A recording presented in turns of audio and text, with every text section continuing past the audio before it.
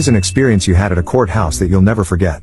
1. The experience was actually one my elderly mother had. She rented a house for 6 years without issue, and then chose to buy her own house. When she moved out of the rental, the landlord, Landwich, kept her deposit, and claimed that my mother had damaged/destroyed the carpet, appliances, doors, etc. The Landwich filed a small claims case against my mother for approximately $5,000. My mother had no court experience, so just showed up on the day of the case without an attorney. The Landwich seemed to be on good terms with the judge, and said that my mother effectively destroyed everything in the house that should have been depreciated, and was just about to get a ruling from the judge when a local attorney stood up behind my mother and requested a continuance since he had just taken the case. My mother was completely surprised, since she had never met the attorney. The judge granted a 1-week continuance. The attorney asked the landlord for all receipts for repairs/replacements, as well as for banking information for my mother's deposit. There were no receipts, only a list of items with dollar amounts, and the deposit was commingled with the landlord's accounts. On the court date, the attorney brought this information to the judge's attention, and asked for case dismissal and for my mother's deposit to be returned to her, with interest for the 6 years. Granted. When my mother asked him what she owed him, he said, nothing, he was there for another case, and she looked like she could use a little help. A true gentleman.